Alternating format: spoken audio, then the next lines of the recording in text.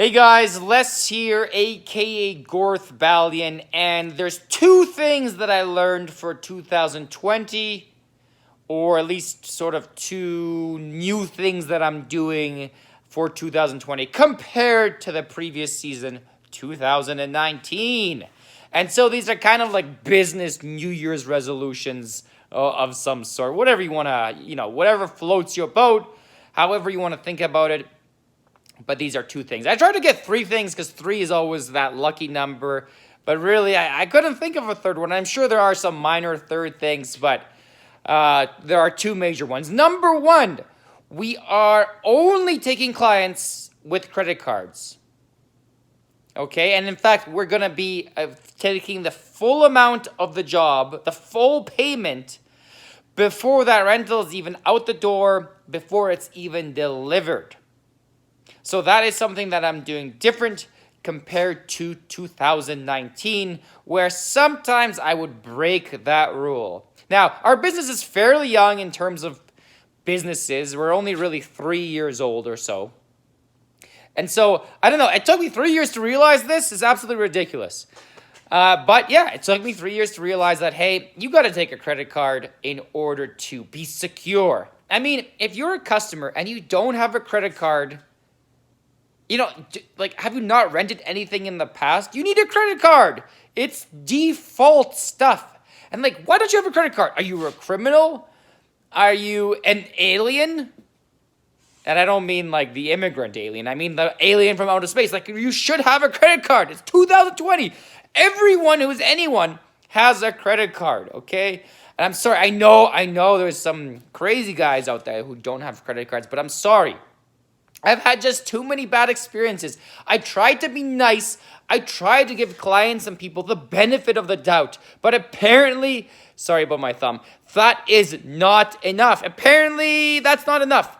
And I suppose the credit agencies think the same thing. Hey, they're not going to give you a credit card to a crazy man. And luckily, I've been fairly lucky most of the time. I get my money back. I get my stuff back most of the time.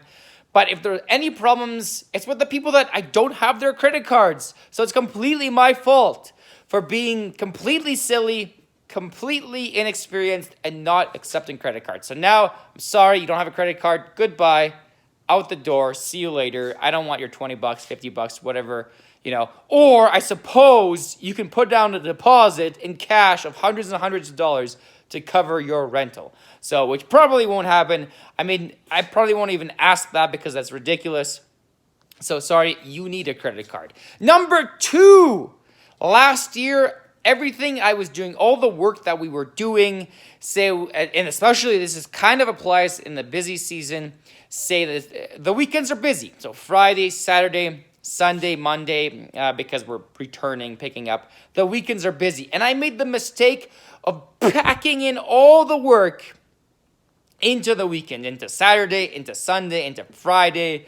I mean, you want to enjoy those days, enjoy that weekend. But no, I was waking up at 3, 4 a.m., 5 a.m., 2 a.m., just ridiculous times so that I could do all the work that I packed in. So now when there's deliveries, and the rentals, the quotes are coming in as we speak, I'm going to be like, hey, I know you have a tent to set up, and the tent's for Saturday. Is there any way we can set the tent up well before that date on Tuesday or Wednesday?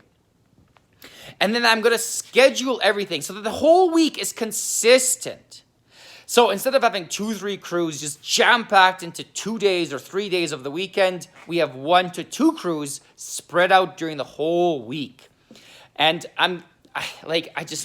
this is a huge lesson. And if I do it right, most clients, especially for tents, there's a lot of acreages, a lot of farm places, are okay with early. In fact, they prefer the tent there be early so that they can decorate it, so they can plan, so they can do whatever they're doing, the setup requirements. Now, of course, there's some venues that can't, and then too bad for me. But there's certainly a lot of venues, a lot of places, a lot of addresses are okay with tents. In fact, again, they prefer that. So it should work out. It'll be spread apart. The employees will be happier. I will get more sleep and won't burn out. and it'll be more efficient in terms of having less crews, but more work for those crews. So those are the two things that I'm doing different for 2020, the two lessons I've learned per se for 2020. And let me know, maybe you guys have some lessons, because I actually want to add as whatever I can learn. I want to learn so that the 2020 season, that we come in strong and we come out strong, and that all that money that comes in doesn't get burnt up by expenses that aren't necessary, by inefficiency. So I'm looking forward for a good 2020 season, and I think those two lessons are awesome lessons. And if you haven't learned those lessons, maybe it's time to consider them. Guys, take it easy. We'll see you later. Let's get some business done.